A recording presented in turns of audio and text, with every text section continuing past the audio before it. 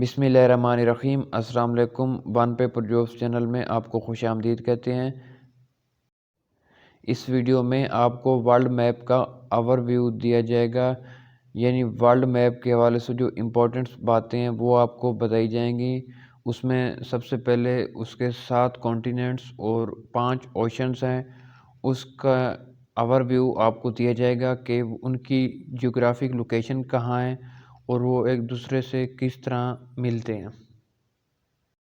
World map के हवाले से जो एग्ज़ाम्स में क्वेश्चंस आते हैं उनको कवर करने के लिए आप सबसे पहले वर्ल्ड मैप को देखेंगे कि उसकी जनरल पोजीशन देखेंगे कि कौन सी कंट्री कहाँ पे है और कौन सा कॉन्टिनेंट कहाँ पे है। आप वर्ल्ड मैप का व्यू भी कर सकते हैं या जो ग्लोब है उसका भी व्यू कर सकते हैं अपनी इनिशियल प्रिपरेशन के लिए वर्ल्ड मैप की। ज्योग्राफी की तैयारी के लिए बेहतर यह है कि आप वर्ल्ड मैप लें और उससे तैयारी करें। अगर आप वर्ल्ड मैप पे देखें तो आपके सामने ये हाईलाइटेड येलो हाईलाइटेड पोर्शंस जो नज़र आ रहे हैं ये डिफरेंट कॉन्टिनेंट्स हैं। टोटल 7 कॉन्टिनेंट्स हैं। 7 बरआज़म में जो ब्लू पोर्शन आपको नज़र आ रहा है ये ओशंस का पानी है। येलो पोर्शन से आपको हर बरआज़म का एक जनरल आइडिया भी हो रहा होगा कि उसका रकबा कितना है।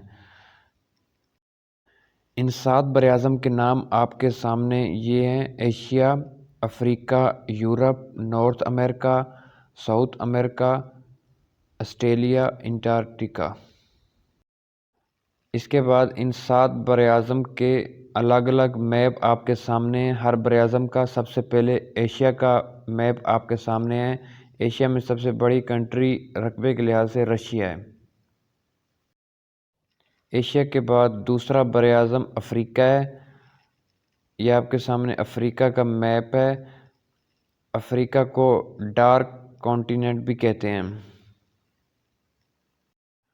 उसके बाद तीसरा यूरोप है बरआज़म, ये ज़्यादातर जज़ीरों पर मुश्तमिल है। यूरोप के बाद चौथा बरआज़म नॉर्थ अमेरिका है, जिसमें 2 बड़ी कंट्रीज़ कनाडा और यूएसए शामिल हैं।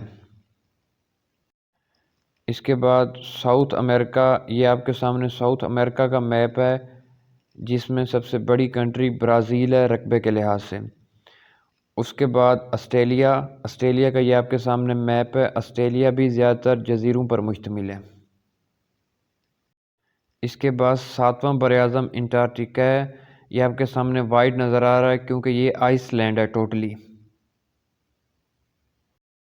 अगर आप मैप में देखें तो ये आपके सामने जो ब्लू पोर्शन नज़र आ रहा है ये ओशंस का पानी है, और जो दरमियान में ग्रीन और येलो स्पॉट्स आपको नज़र आ रहे हैं ये खुश्की है। जो 7 बरआज़म हैं ये उनका मैप पे लोकेशन है। मैप को देखते हुए आपको अंदाज़ा हो जाएगा कि टोटल अर्थ का कितना फ़ीसद खुश्की है और कितना फ़ीसद पानी है। टोटल अर्थ सरफेस के 71% पे वाटर है, यानी ओशंस कवर्ड है 71%, और जो बाकी है उस पे 7 बरआज़म हैं जिन पे हम रहते हैं। इक्वेटर लाइन अर्थ के बिल्कुल दरमियान में है और ये अर्थ को 2 हिस्सों में डिवाइड करती है, नॉर्थ हेमिस्फेयर और साउथ हेमिस्फेयर। इक्वेटर लाइन बहुत इंपॉर्टेंट है और ये टोटल 13 कंट्रीज़ में से गुजरती है।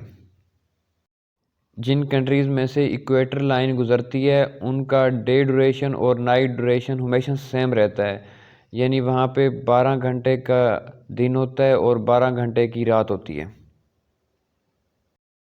इसीलिए डे ड्यूरेशन और नाइट ड्यूरेशन के लिए इक्वेटर लाइन बहुत ज़्यादा इम्पोर्टेंस रखती है।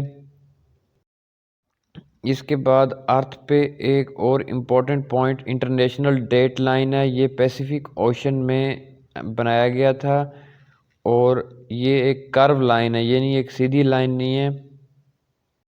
ये टेढ़ी इसलिए बनाई गई है क्योंकि अगर सीधी बनाई जाती तो कुछ कंट्रीज़ में से ये गुज़रती तो उस कंट्री में एक दिन में 2 डेट्स काउंट की जाती, इसलिए ये उन कंट्रीज़ को बचाने के लिए टेढ़ी बनाई गई है। इस लाइन से वर्ल्ड की डेट काउंट की जाती है। इसके बाद आप मैप पे देखें 7 बरआज़म और 5 ओशंस हैं। अब अगर आप मैप देखें 7 बरआज़म के साथ 5 ओशंस भी आपको नज़र आ रहे हैं। एशिया, उसके साथ अफ्रीका, उसके ऊपर यूरोप, उसके बाद नॉर्थ अमेरिका, उसके नीचे साउथ अमेरिका, ग्रीन में आपके सामने ऑस्ट्रेलिया नज़र आ रहा है और सबसे नीचे अंटार्कटिका।